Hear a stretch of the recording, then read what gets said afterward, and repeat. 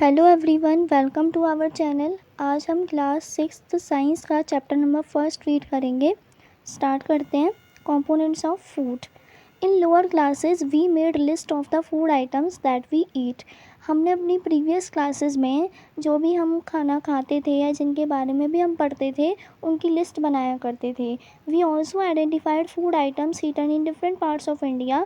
और जो भी हमारे इंडिया के डिफरेंट पार्ट्स में जो भी खाना खाया जाता है हम उसके बारे में भी उनको मतलब उन फूड आइटम्स को आइडेंटिफाई किया करते थे और इंडिया के मैप पर उन्हें मार्क भी करते थे। A meal could consist of chapati, dal and brinjal curry. Another may be rice, sambar and a vegetable preparation of lady's finger. Yet another meal could be appam, fish curry and vegetables. मील क्या होता है? मील मतलब food. जो भी हम खाना खा रहे हैं, जो भी हम खाने में इंक्लूड कर रहे हैं उसमें हम काफ़ी सारी चीज़ें इंक्लूड कर सकते हैं। जैसे चपाती खा सकते हैं, दाल, राइस, काफ़ी सारी चीज़ें हम अपनी मनपसंद खा सकते हैं। स्टार्ट करते हैं यहाँ से। What do different food items contain. अब ये जो हम खाना खाते हैं इनमें क्या क्या चीज़ें होती हैं। We know that each dish is usually made up of one or more ingredients which we get from plants और एनिमल्स। पहले तो इंग्रेडिएंट्स क्या होते हैं। इंग्रेडिएंट्स मतलब जो भी हमारे जो भी एज अ किसी भी डिश को प्रिपेयर करने के लिए जिन भी मटेरियल्स का या फिर जिन भी रॉ मटेरियल्स का हम यूज़ करते हैं उसको हम इंग्रेडिएंट्स बोलते हैं।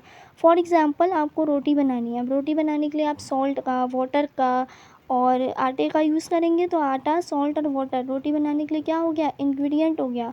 तो किसी भी डिश को प्रिपेयर करने के लिए हम जिन भी चीज़ों का यूज़ करते हैं वो सब इंग्रेडिएंट्स में ही इंक्लूडेड होती हैं। सो ये लाइन यही कह रही है कि जो भी हमारी डिश होती है वो एक या एक से ज़्यादा इंग्रेडिएंट से बनी होती है जो कि हमें प्लांट से या फिर एनिमल से मिलते हैं। These ingredients contain some components that are needed by our body. और यही जो इंग्रेडिएंट्स होते हैं इनमें ही कुछ ऐसे कंपोनेंट्स होते हैं जिनके हमारी बॉडी को बहुत ज़्यादा ज़रूरत होती है। These components are called nutrients. और इन्हीं कंपोनेंट्स को हम क्या बोलते हैं? न्यूट्रिएंट्स बोलते हैं। The major nutrients in our food are named carbohydrates, proteins, fats, vitamins and minerals. तो जो मेजर न्यूट्रिएंट्स होते हैं जैसे carbohydrates, fats, proteins, vitamins and minerals. In addition food contains dietary fibre. इनके अलावा हमारे फूड में डाइटरी फाइबर्स भी पाए जाते हैं और वाटर भी होता है जो कि हमारी बॉडी के लिए बहुत ज़्यादा इसेंशियल होता है। Do all food contain these nutrients. तो अब क्वेश्चन ये अराइज होता है कि क्या जितना भी हम खाना खाते हैं क्या हर एक खाने में ये सारे न्यूट्रिएंट्स पाए जाते हैं। With some simple methods we can test whether cooked food or a raw ingredient contains one or more of these nutrients. तो कुछ सिंपल टेस्ट करके हम ये पता लगाएंगे कि कुक्ड फूड या फिर कोई भी रॉ इंग्रेडिएंट जो है उसमें कितने न्यूट्रिएंट मतलब क्या क्या न्यूट्रिएंट्स पाए जाते हैं। The test for presence of carbohydrate, protein और फैट का हम इसमें टेस्ट करने वाले हैं। For carrying out these test, इन टेस्ट को करने के लिए you will need solutions of iodine, copper sulphate and caustic soda. तो आपको इन टेस्ट को परफॉर्म करने के लिए आयोडीन, कॉपर सल्फेट और कॉस्टिक सोडा का जो सॉल्यूशन है उसकी ज़रूरत होगी। You will also need a few test tubes and a dropper. और किसी भी टेस्ट को परफॉर्म करने के लिए टेस्ट ट्यूब तो कंपलसरी होते ही हैं और ड्रॉपर भी। Try these test on cooked food items as well as raw materials. तो ये जो टेस्ट हम करेंगे ये हम फूड आइटम्स जो कि हमारे कुक्ड हैं मतलब जो पका हुआ खाना है उस पर भी परफॉर्म करेंगे और जो नहीं पका हुआ है उस पर भी। स्टार्ट करते हैं। यू कैन कंडक्ट, यहाँ से कहाँ गए? हाँ, table 1.2 shows you are way to record the observation from these test. तो जो टेबल 1.2 है वो आपको शो करवाएगी कि मतलब किस तरीके से आप इन ऑब्जर्वेशंस को रिकॉर्ड कर सकते हैं। You can conduct the test either with these or any other available food items. तो जो टेबल 1.2 में आपको जो भी फूड आइटम्स दिए हैं या तो आप उसकी हेल्प से उन्हीं फूड आइटम्स की हेल्प से टेस्ट कर सकते हैं या फिर आप कोई भी अदर फूड आइटम ले सकते हैं। Do these test carefully and do not try to eat or taste any chemical. तो ये जो टेस्ट हैं आपको बहुत केयरफुली तरीके से करनी है, बहुत सावधानी के साथ करनी है। इनको ना तो आपको खाना है, खाने की कोशिश भी नहीं करनी और ना ही टेस्ट करना है। If the required solutions are not available in readymade form, अगर आपको जो रिक्वायर्ड सॉल्यूशंस हैं, किस सॉल्यूशन की बोला था, आयोडीन, कॉपर सल्फेट और कॉस्टिक सोडा, अगर ये सॉल्यूशंस आपके पास रेडीमेड फॉर्म में नहीं है, your teacher can prepare them as given in the box, तो जो आपके टीचर हैं वो उनको प्रिपेयर कर देंगे। जैसा आप ये जो टेस्ट हैं केमिस्ट्री लैब में, स्कूल में जो कराए जाते हैं, तो वहाँ पे टीचर आपको वो प्रिपेयर करके दे देंगे। Let us begin by testing different food item to see if they contain carbohydrate. तो सबसे पहले हम टेस्ट परफॉर्म करने वाले हैं कार्बोहाइड्रेट का। There are many type of carbohydrate, तो कार्बोहाइड्रेट के भी बहुत सारे टाइप्स होते हैं। The main carbohydrates found in our food are in the form of starch and sugars. तो जो मेन कार्बोहाइड्रेट होता है वो हमारे खाने में स्टार्च और शुगर की फॉर्म में पाया जाता है। ये इम्पोर्टेंट है, इसको आप ये एग्ज़ाम में 1 मार्क्स में पूछा जा सकता है कि कार्बोहाइड्रेट हमारे फूड में किस फॉर्म में पाया जाता है, स्टार्च और शुगर की फॉर्म में पाया जाता है। We can easily test if a food item contains starch. हम ईजिली टेस्ट कर सकते हैं कि क्या कोई फूड आइटम जो है वो स्टार्च कंटेन कर रहा है या फिर नहीं कर रहा है। टेस्ट फॉर स्टार्च का हमें टेस्ट देखना है। स्टार्च का टेस्ट कैसे करेंगे? Take a small quantity of a food item or a raw ingredient. Starch और कार्बोहाइड्रेट मतलब बात एक ही है, क्योंकि स्टार्च जो है वो कार्बोहाइड्रेट की ही फॉर्म है। तो हमें क्या करना है, कोई भी एक फूड आइटम ले लेना है, उसमें put 2-3 drops of dilute iodine solutions on it, और उस पर 2 से 3 ड्रॉप हमें जो अपने आयोडीन सॉल्यूशन बनाया था उसकी डाल देनी है। Observe if there is any change in the colour of the food item. अब हमें ऑब्ज़र्व करना है कि क्या जो हमने फूड आइटम लिया है उस पर आयोडीन सॉल्यूशन डालने से कोई चेंज आया है उसके कलर में या नहीं आया है। डिड इट टर्न ब्लू या ब्लैक, क्या वो ब्लू हो गया या फिर ब्लैक हो गया। A blue black colour indicates that it contains starch. अगर वो ब्लू या ब्लैक कन्वर्ट हो गया है, कलर उसका चेंज हो गया है, तो वो ये इंडिकेट करता है कि वो जो फूड है, हमारा पर्टिकुलर जो फूड आइटम है वो स्टार्च कंटेन कर रहा है। ये स्टार्च का टेस्ट है। अब स्टार्ट करते हैं हम test for protein. Take a small quantity of a food item for testing. जैसे हमने कार्बोहाइड्रेट के फूड आइटम के टेस्ट के लिए हमने एक छोटा सा कोई भी फूड आइटम ले लिया था, ऐसे ही इसमें भी हमें कोई भी फूड आइटम लेना है। If the food you want to test is a solid, you first need to make a paste of it or powder it. अगर जो भी आप फूड ले रहे हैं, जो भी आप फूड आइटम सेलेक्ट कर रहे हैं टेस्टिंग के लिए, अगर वो सॉलिड फॉर्म में एग्जिस्ट करता है तो आपको सबसे पहले उसे उसका या तो पेस्ट बना लेना है या फिर उसको पाउडर फॉर्म में कन्वर्ट कर लेना है, या तो ग्राइंड करके या फिर मैश करके। Put some of this in a clean test tube and add 10 drops of water to it and shake the test tube. अब जो आपने सॉलिड फॉर्म वाले जो फूड मटेरियल है, जब आपने उसे उसमें पाउडर फॉर्म में कन्वर्ट कर लिया है, तब उस पाउडर फॉर्म को आपको टेस्ट ट्यूब में डालना है, उसमें 10 ड्रॉप्स आपको वाटर की डालनी है, फिर उसे शेक करना है। नाउ यूजिंग अ ड्रॉपर, अब ड्रॉपर का यूज़ करके add 2 drops of solution of copper sulphate and 10 drops of solution of caustic soda to the test tube. तो कॉपर उसका ड्रॉपर का यूज़ करके आपको उसमें 2 ड्रॉप कॉपर सल्फेट सॉल्यूशन की और 10 ड्रॉप डालनी है कॉस्टिक सोडा की। Shake well and let the test tube stand for a few minutes. उसको अच्छे से शेक करना है और थोड़ी देर के लिए उस टेस्ट ट्यूब को मतलब थोड़ी देर के लिए छोड़ देना है। वॉट डू यू सी, अब आप क्या देखोगे, did the contents of the test tube turn violet, क्या जो आपने उसमें डाला था क्या उसका कलर चेंज होके वॉयलेट हो गया। अगर वॉयलेट हो गया है, so a violet colour indicates presence of protein in the food item. तो वॉयलेट कलर क्या इंडिकेट कर रहा है कि जो हमारा फूड आइटम है उसमें कहीं ना कहीं प्रोटीन प्रेजेंट है। आगे बढ़ते हैं, test for fats. Take a small quantity of a food item, आपको फिर से एक फूड आइटम लेना है। Wrap it in a piece of paper and crush it. अब उस फूड आइटम को आपको पेपर के पीस में व्रैप कर लेना है और उसे क्रश करना है। Take care that the paper does not tear, इस बात का ध्यान रखना है कि जो पेपर है वो फटना नहीं चाहिए। Now straighten the paper and observe it carefully. अब उस पेपर को स्ट्रेट करके आपको ईजिली अच्छे से ऑब्जर्व करना है। Does it have an oily patch, क्या उस पर थोड़े ऑयल के मतलब तेल के धब्बे लग गए हैं। Hold the paper against light, फिर उस पेपर को लाइट के पास लेकर जाना है। Are you able to see the light faintly through this patch, तो क्या आप देख रहे हैं कि मतलब जो लाइट है वो आपको थोड़ी फेंट वे में दिखाई दे रही है उस पैच पे। And oily patch on paper shows that the food atom contain fat. अगर आपको उस पेपर पे ऑयली पैच शो कर रहे हैं, आपको तेल के थोड़े दाग धब्बे से दिखाई दे रहे हैं, तो इसका मतलब यही है कि वो जो फूड आइटम है उसके अंदर फैट प्रेजेंट है। द फूड आइटम में sometimes contain a little water. कभी कभी क्या होता है कि जो फूड आइटम्स होते हैं ना, उसमें कहीं ना कहीं थोड़ा बहुत पानी प्रेजेंट होता है।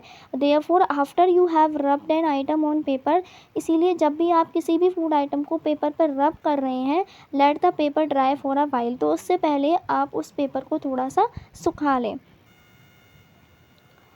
If there were any water that may have come from food, अगर उसमें थोड़ा बहुत पानी भी आया होगा वाटर से, मतलब जो फूड आइटम में पानी है, अगर उससे भी थोड़ा बहुत पानी आया होगा आपके पेपर पे, then it would dry up after some time, तो उसको सुखाने के बाद वो थोड़ा सा ड्राई अप हो जाएगा। If no oily patch shows up after this, the food item does not contain any fat. और अगर आपको इस टेस्ट के बाद कोई भी फूड आइटम पे ऑयली पैच आपको नहीं दिखाई दे रहे हैं, तो इसका मतलब वो जो फूड आइटम है उसमें फ़ैट नहीं है। What do these test show. अब ये जो हमने 3 टेस्ट किए हैं, कार्बोहाइड्रेट, प्रोटीन और फैट के, ये क्या शो करते हैं? Are fats, proteins and starch present in all the food items that you tested. क्या जो फैट्स हैं, प्रोटीन्स हैं, स्टार्च हैं, कि क्या ये तीनों जो हमारे न्यूट्रिएंट्स हैं, ये सारे फूड आइटम्स में प्रेजेंट थे? Does a food atom contain more than one nutrient. क्या कोई भी जो फूड आइटम था उसमें एक से ज़्यादा न्यूट्रिएंट हो सकते हैं? Do you find any food item that does not contain any of this nutrient. क्या आप कोई ऐसा फूड आइटम बता सकते हैं जिसके अंदर एक भी न्यूट्रिएंट ना हो? We tested food items for 3 nutrients. हमने अभी तीन न्यूट्रिएंट्स के लिए फूड आइटम को टेस्ट किया था, carbohydrate, protein and fat. There are also other nutrients like vitamins and minerals that are present in different food items। तो ऐसे और भी न्यूट्रिएंट्स हैं, जैसे विटामिन्स हैं, मिनरल्स हैं, जो कि फूड आइटम्स में प्रेजेंट होते हैं। Why do we need all these nutrients. अब हमें ओवरऑल क्वेश्चन ये राइज होता है कि हमें आखिरकार इन न्यूट्रिएंट्स की नीड होती क्यों है। What do various nutrients do for our body. तो ये जो अलग अलग न्यूट्रिएंट्स होते हैं, ये हमारी बॉडी के लिए क्या काम करते हैं? Carbohydrates mainly provide energy to our body. Carbohydrate जो होते हैं वो हमारी बॉडी को एनर्जी प्रोवाइड करवाते हैं। Fats also give us energy. Fat भी हमारी बॉडी को एनर्जी प्रोवाइड कराते हैं। In fact fats give much more energy as compared to the same amount of carbohydrate. In fact अगर हम फैट और कार्बोहाइड्रेट दोनों को देखा जाए कंपेयर करके, तो फैट हमें ज़्यादा अमाउंट ऑफ एनर्जी प्रोवाइड कराते हैं as compared to carbohydrate. Food containing fats and carbohydrates are also called energy giving foods। ये इम्पोर्टेंट लाइन है कि जिन भी फूड में हमारा वो होता है, जो भी फूड हमारे कंटेन करते हैं कार्बोहाइड्रेट और फैट, उनको हम बोलते हैं एनर्जी गिविंग फूड। तो ये वर्ड आपको याद रखना है, एनर्जी गिविंग फूड। ये 1 मार्क में या फिर MCQ में या वन वर्ड में पूछ लिया जाता है। एनर्जी गिविंग फूड किसको कहते हैं? जिनमें हमारे कार्बोहाइड्रेट होते हैं या फिर फैट होते हैं, उनको हम बोलते हैं energy giving food.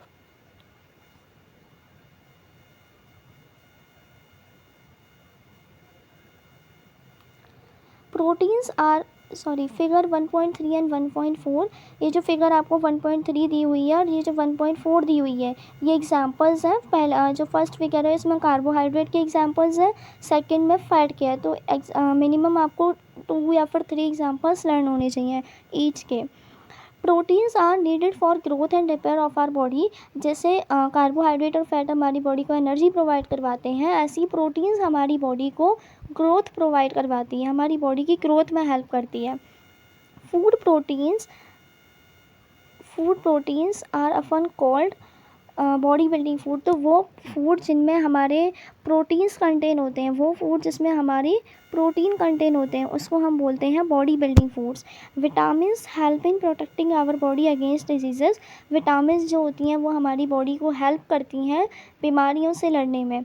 Vitamins also help in keeping our eyes, bones, teeth and gums healthy. तो विटामिन्स हमारी आइज़, बोन्स को हेल्दी रखने में भी हेल्प करते हैं। Vitamins are of different kinds and known by different names. विटामिन्स अलग अलग तरीके के होते हैं और अलग अलग नामों से जाने जाते हैं। Some of these are vitamin A. इनमें से कुछ विटामिन ए है, विटामिन सी है, vitamin D, vitamin E and vitamin K. There is also a group of vitamin called vitamin B complex. तो एक और विटामिन का ग्रुप है जिसको हम विटामिन बी कॉम्प्लेक्स बोलते हैं। Our body needs all types of vitamins in small quantities. तो छोटी छोटी क्वान्टिटीज़ में हमारी बॉडी को इन सारी विटामिन्स की नीड कहीं ना कहीं होती है। क्यों होती है? Vitamin A keeps our skin healthy, skin and eyes healthy. तो विटामिन ए जो है हमारी स्किन को और आइज़ को हेल्दी रखने में हेल्प करती है।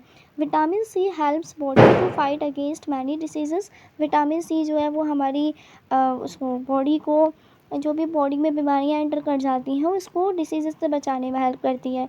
Vitamin D helps our body to use calcium for bones and teeth. Vitamin D हमें कैल्शियम प्रोवाइड करवाती है हमारी बोन्स और टीथ को स्ट्रॉन्ग रखने के लिए। Foods that are rich in different vitamins are shown in figure 1.6 to 1.9। 1.6 जो फिगर है इसमें आपको विटामिन ए के जो भी फूड हैं वो आपको दिए हुए हैं, पपाया, कैरेट, मैंगो, इनसे हमें विटामिन ए मिलती है। और 1.7 में विटामिन बी जैसे राइस है, वीट है, लिवर है ये। और विटामिन सी 1.8 में orange, tomato, guava, green chilli, lemon, आंवला। विटामिन सी की जितने भी हमारे खट्टे जितने भी फूड आइटम्स होते हैं जो कि नेचर में बहुत ज़्यादा खट्टे होते हैं वो सारे विटामिन सी के अंदर ही आते हैं, जैसे ऑरेंज, टमाटो, गुआवा, लेमन, आंवला ये। Vitamin D fish, liver, egg, milk, butter ये सारे विटामिन डी में आते हैं। विटामिन डी का एक जो मेन सोर्स है वो है सन जो है वो इम्पोर्टेंट सोर्स है। विटामिन डी हमें सन से भी मिलती है। अब मिनरल्स के बारे में पढ़ते हैं। Minerals are needed by our body in small amounts. Minerals की भी मतलब इसमें बोल रखा है कि हर न्यूट्रिएंट की जो नीड होती है हमारी बॉडी को वो छोटी छोटी अमाउंट्स में ही होती है। ऐसा नहीं है कि हम किसी एक न्यूट्रिएंट को पर्टिकुलरली लिए ही जा रहे हैं, ऐसा नहीं है। मिनरल्स की भी हमारी बॉडी को कहीं ना कहीं थोड़ी बहुत नीड होती है। Each one is essential for proper growth of body and to maintain good health. तो जितने भी मिनरल्स होते हैं वो हमारी बॉडी की प्रॉपर ग्रोथ के लिए, गुड हेल्थ को मेंटेन करने के लिए इम्पॉर्टेंट होती है। Some sources of different minerals are shown in figure 1.10। तो फिगर 1.10 में आपको कुछ मिनरल्स के वो दिख रहे होंगे सोर्सेज, जैसे आयोडीन हमें जिंजर से मिलता है, सॉल्ट से मिलता है। एंड फॉस्फोरस हमें बनाना, मिल्क, ये आयरन मिलता है स्पिनच से, एप्पल से। कैल्शियम मिलता है मिल्क से और एग से। Most food items usually have more than one nutrients. अब किसी भी फूड आइटम्स में एक या एक से ज़्यादा न्यूट्रिएंट हो सकते हैं। You may have notice this while recording your observations. However in a given raw material one particular nutrient may be present in much larger quantity than in others. मतलब हालांकि ऐसा हो सकता है कि किसी फूड आइटम्स में कोई चीज़ कोई भी न्यूट्रिएंट हमारी ज़्यादा प्रेजेंट हो और कोई न्यूट्रिएंट बहुत कम प्रेजेंट हो। फॉर एग्जांपल जैसे राइस है, राइस में कार्बोहाइड्रेट हम बोल सकते हैं कि राइस जो है उसमें एक या एक से ज़्यादा न्यूट्रिएंट होते हैं। बट ऐसा भी हो सकता है कि उसमें कार्बोहाइड्रेट जो है वो ज़्यादा प्रेजेंट हो और अदर न्यूट्रिएंट्स उसमें कम प्रेजेंट हो। तो जो न्यूट्रिएंट जिस भी पर्टिकुलर फूड आइटम में ज़्यादा प्रेजेंट होता है फिर उसको उसी के नेम से जानते हैं। जैसे राइस को हम बोल सकते हैं rice is a carbohydrate rich source of food, क्योंकि इसमें कार्बोहाइड्रेट ज़्यादा present. Beside these nutrients, in nutrients के अलावा our body needs dietary fibres and water. हमारी बॉडी को डाइटरी फाइबर्स की नीड होती है और वाटर की भी नीड होती है। डाइटरी फाइबर्स को हम रफेज भी बोलते हैं। Roughage is mainly provided by plant products in are foods. Roughage जो है वो हमें जो प्लांट प्रोडक्ट होते हैं उनके ज़रिए हम लेते हैं अपने खाने में। रफेज क्या होता है? इनडाइजेस्टिबल फूड होता है। रफेज हम बोल सकते हैं कि इनडाइजेस्टिबल फूड होता है जो कि हमें प्लांट से मिलता है, जैसे ग्रेन्स हो गए, पल्सेस हो गए, पटैटोज, फ्रेश फ्रूट्स, वेजिटेबल्स, ये सारे मेन सोर्सेज हैं रफेज के। Roughage does not provide any nutrient to our body. Roughage जो है हालांकि हमारी बॉडी को कोई ऐसा इंपॉर्टेंट न्यूट्रिएंट प्रोवाइड नहीं करवाती है, but is an essential component of our food. पर फिर भी ये हमारे फूड का एक बहुत ज़रूरी कंपोनेंट है। And adds to its bulk, और बल्क मतलब होता है लार्ज क्वांटिटी, और हमारी बॉडी को चाहिए भी होती है लार्ज क्वांटिटी में। This helps our body get rid of undigest food. तो क्यों चाहिए होती है कि जो भी हमारी बॉडी में अनडाइजेस्टेड फूड रह जाता है उससे उसको गेट रिड करने के लिए, उसको बॉडी से बाहर निकालने के लिए हमें रफेज की नीड होती है। Water helps our body to absorb nutrients from food. Water जो है हमारी हेल्प करता है कि हम फूड में से न्यूट्रिएंट्स को एब्जॉर्ब कर पाएँ। It also helps in throwing out some wastage from body as urine and sweat, और ये हमारी बॉडी में जो वेस्टेज होते हैं उसको in the form of urine और in the form of sweat भी बाहर निकालते हैं। Normally we get most of the water that our body needs from the liquids we drink.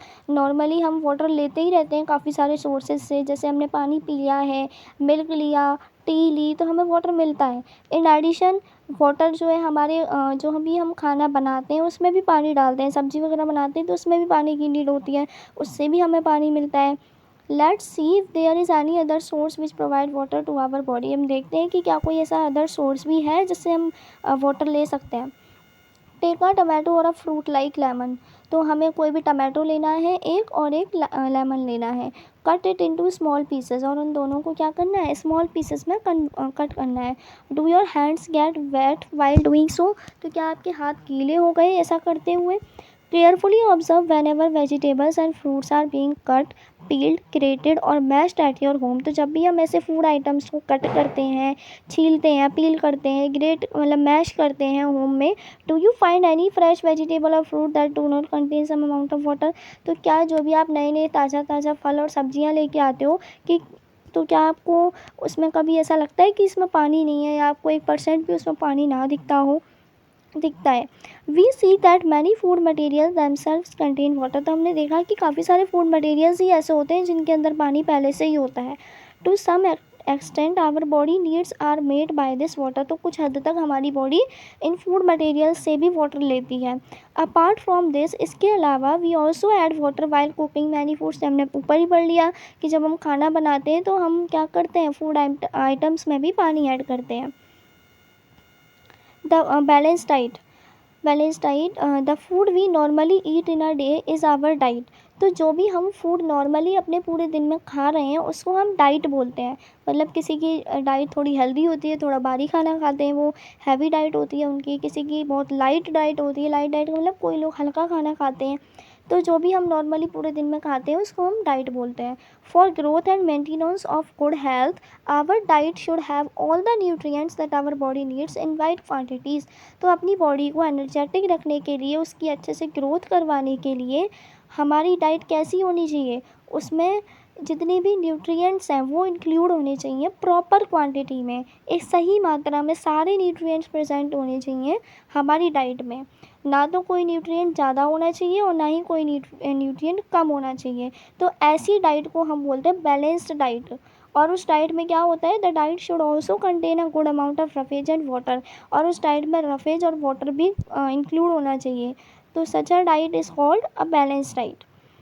ऐसी डाइट को ही हम बैलेंस डाइट बोलते हैं। Do you think that people of all ages need the same type of diet. तो क्या आप ये समझते हैं कि जितने भी सारी एजेस के जो लोग होते हैं उनको सेम टाइप की डाइट चाहिए होती है। Do you also think that what we need for a balanced diet would depend on the amount of physical work that we do। क्या आप ये भी सोचते हैं कि जो भी हम खाना खा रहे हैं, बैलेंस डाइट ले रहे हैं, वो हमारे फिजिकल वर्क के ऊपर डिपेंड करती है। Prepare chart of whatever you eat over a period of week. तो यही वही एक्टिविटी है। आगे बढ़ते हैं। Pulses, ground nuts, soybean, sprouted seeds, fermented foods जैसे idlis, a combination of flours, missi roti, thepla made from pulses, banana, spinach, sattu, jaggery, available vegetables. तो ये जितने भी हमारे वेजिटेबल्स, मतलब जितने भी ये हमारे फूड मटेरियल्स हैं, फूड आइटम्स हैं, इनमें काफ़ी सारे न्यूट्रिएंट्स प्रेजेंट होते हैं। Therefore one can eat a balance diet without expensive food material. तो ऐसा नहीं है कि हम कोई महंगा खाना खाएं तभी हमें न्यूट्रिएंट मिलेगा, नहीं। ये जो सारी चीज़ें जो भी नेम आपको ऊपर मेंशन किए गए हैं, इनमें भी काफ़ी सारे न्यूट्रिएंट प्रेजेंट होते हैं और हम इनको लेके भी अच्छा खाना खा सकते हैं, अच्छी न्यूट्रिएंट प्रोवाइड कर सकते हैं अपनी बॉडी को। Eating the right kind of food is not enough. तो हर मतलब अच्छे कि सिर्फ अच्छा खाना खा लिया अपनी बॉडी के लिए, ये ज़रूरी नहीं है। It should also be cooked properly so that its nutrients are not lost. तो वो खाना अच्छी तरह पकना भी चाहिए, अच्छी तरह बनना भी चाहिए, जिससे उसकी जो न्यूट्रिएंट लेवल है वो लॉस्ट ना हो जाए, ख़त्म ना हो जाए। Are you aware that some nutrients get lost in the process of cooking and preparation. तो क्या आप ऐसा सोचते हैं कि जो भी हम खाना बनाते हैं उस दौरान ज़्यादातर जो न्यूट्रिएंट्स होते हैं वो ख़त्म हो जाते हैं। If the vegetables and fruits are washed after cutting और पीलिंग दैम, अगर कोई भी वेजिटेबल या फ्रूट है हम उसे वॉश करते हैं, उसको कट करने के बाद it may result in the loss of some vitamin, तो हो सकता है उसमें से कुछ विटामिन कम हो जाए हमारे। The skins of many vegetables and fruit contain vitamins and minerals, तो काफ़ी सारे विटामिन वेजिटेबल्स और फ्रूट्स की ऐसी स्किन होती है जो मतलब उनकी स्किन पर ही विटामिन और मिनरल्स प्रेजेंट होते हैं। Similarly repeated washing of rice and pulses में remove some vitamins and minerals present in them. Similarly अगर हम देखें तो राइस है, अगर हम उसको बार बार धोते ही जाएँ, दालों को बार बार धोते ही जाएँ, तो उनके विटामिन्स और मिनरल्स जो उनमें प्रेजेंट है वो वॉश हो जाते हैं with the water. We all know that cooking improves the taste of food. हम ये सभी जानते हैं कि कुकिंग मतलब खाना कच्चा तो कोई नहीं खा सकता, जब खाना बन जाता है तो वो एक अलग ही स्वाद देता है। And makes it easier to digest, और डाइजेस्ट होने में भी हेल्प ईजी रहता है। At the same time cooking also result in the loss of certain nutrients, but इसके साथ साथ जो कुकिंग है वो हमारे कुछ हद तक न्यूट्रिएंट्स की मात्रा को कम कर देता है। Many useful proteins and considerable amount of minerals are lost if excess of water is used during cooking and is then thrown away। तो काफ़ी सारे यूज़फुल ऐसे प्रोटीन्स होते हैं या कुछ ऐसे मिनरल्स होते हैं जो कि लॉस्ट हो जाते हैं अगर हम उन्हें बार बार धोएं या फिर बार बार उसमें ज़्यादा पानी डालें उनको पकाते time. Vitamin C gets easily destroyed by heat during cooking, तो विटामिन सी जो है वो ईजिली डिस्ट्रॉय हो जाती है अगर हम उसे, वो तो हीट के दौरान ही कुकिंग डिस्ट्रॉय हो जाती है जब हम उसे ज़्यादा हीट प्रोवाइड करवाते हैं।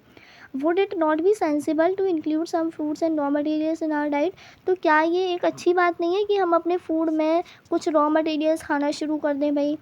तो ये आप मुझे कमेंट में बताएंगे कि क्या ये अच्छी बात है कि हम रॉ मटेरियल्स खाना शुरू रॉ वेजिटेबल्स खाना शुरू कर दें कुक्ड फूड्स की जगह। भूजो thought that fats would be the best foods to eat all the time, जो भूजो है उसके दिमाग में क्वेश्चन आता है, मतलब वो बोलता है, वो ये सोचता है कि मैं हर समय फैटी फैट खाता रहूं क्योंकि फैट ज़्यादा एनर्जी देता है। A katori of fat will give much more energy than a katori of carbohydrate rich food is not it.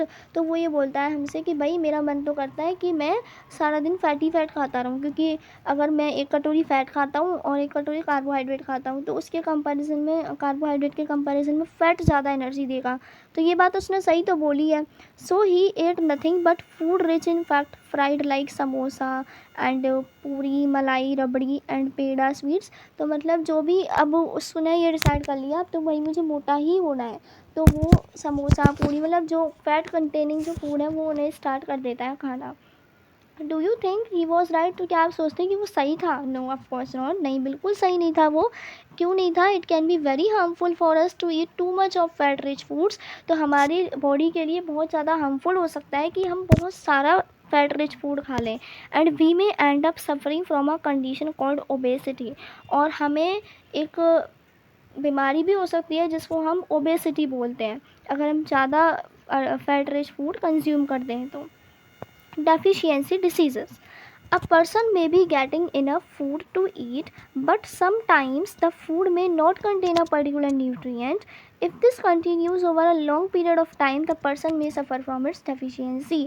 तो इसको हम ऐसे समझते हैं कि कभी कभी क्या होता है, हम लोग किसी एक पर्टिकुलर न्यूट्रिएंट को खाते रहते हैं और उसकी जगह दूसरा जो न्यूट्रिएंट है वो हमें प्रोवाइड नहीं हो पाता है। तो ऐसे अगर कंडीशन हमारी लॉन्ग पीरियड तक चलती रहती है तो हमें कहीं ना कहीं किसी ना किसी न्यूट्रिएंट की कमी हो जाती है। फॉर एग्ज़ाम्पल हम प्रोटीन नहीं खा रहे हैं तो हमें प्रोटीन की कमी हो जाएगी। तो लंबे समय तक अगर हम किसी भी न्यूट्रिएंट की ज़रा सी भी अमाउंट ऑफ न्यूट्रिएंट हम कंज्यूम ना करें तो फिर हमारी बॉडी जो है वो डेफिशिएंसी में चली जाती है। Deficiency of one or more nutrient can cause diseases और डिसऑर्डर्स इन आवर बॉडी। तो जब हमारी बॉडी में न्यूट्रिएंट्स की कमी हो जाती है, डेफिशिएंसी का मतलब होता है कमी हो जाना, तो जब हमारी बॉडी में किसी भी न्यूट्रिएंट की कमी हो जाती है उस कमी को ही हम बोलते हैं डेफिशिएंसी। तो इससे क्या होता है, हमारी जब इसके न्यूट्रिएंट की कमी हो जाएगी तो हमारी बॉडी में नॉर्मल सी बातें बीमारियां स्टार्ट हो जाती हैं। Diseases that occur due to lack of nutrients over a long period are called deficiency diseases. तो बहुत लंबे समय तक हमारी बॉडी में न्यूट्रिएंट्स की कमी होना और उन कमियों के कारण बीमारी होना, उन बीमारियों को हम बोलते हैं डेफिशिएंसी डिसीजेस। एग्जाम्पल से समझते हैं। If a person does not get enough proteins in his or her food for a long time, he or she is likely to have stunted growth. तो अगर कोई इंसान है जो कि अपने खाने में प्रोटीन नहीं ले रहा है या नहीं ले रही है, तो उसकी जो हाइट है वो स्टंटेड हो जाएगी, मतलब रुक जाएगी। स्वेलिंग ऑफ फेस, फेस पर स्वेलिंग आ सकती है। डिस्कलरेशन ऑफ हेयर, बालों का कलर उड़ सकता है। स्किन डिसीजेज़ हो सकती हैं, काफ़ी सारी डिसीजेज़ हो सकती हैं। If the diet is deficient in both carbohydrate and proteins for a long period of time, the growth may stop completely. अगर उसने पहले तो प्रोटीन खाना ही बंद किया था, बट अब उसने कार्बोहाइड्रेट खाना भी बंद कर दिया, तो फिर तो उसकी जो ग्रोथ है वो बहुत बुरी तरह इफ़ेक्ट हो जाएगी, उसकी जो ग्रोथ है वो बुरी तरह रुक जाएगी। Such a person becomes very lean and thin and so weak that he or she may not even be able to move. तो पर्सन इतना वीक और इतना मतलब कमज़ोर हो जाएगा कि वो हिल भी नहीं सकता है। Deficiency of different vitamins and minerals may also result in certain diseases and disorder. तो किसी भी अगर विटामिन, ज़रूरी नहीं है कार्बोहाइड्रेट, फैट या प्रोटीन की कमी हो, विटामिन की भी कमी होती है, मिनरल्स की भी कमी होती है। तो विटामिन और मिनरल्स की कमी होती है तो भी हमारी बॉडी में डिसीजेस या फिर डिसऑर्डर्स दिखाई देने लग जाते हैं। ये टेबल 1.3 में दिए हुए हैं, इनको हम ही आगे रीड करेंगे। All deficiency diseases can be prevented by taking a balance diet. तो अब ये क्वेश्चन अराइज होता है कि भाई कमी तो हो जाती है, बीमारियां तो लग जाती हैं deficiency diseases, but in diseases के साथ ओवरकम कैसे किया जाए। तो अगर हम अपनी एक बैलेंस्ड डाइट मेंटेन करते हैं, एक ऐसी डाइट लेते हैं जिसमें हम हर न्यूट्रिएंट का प्रॉपर अमाउंट में कंज्यूम कर रहे हैं और रफेज और वाटर भी इंक्लूडेड है, तो ऐसी डाइट लेने से हम इन डिसीज़ को ओवरकम कर सकते हैं कुछ हद तक।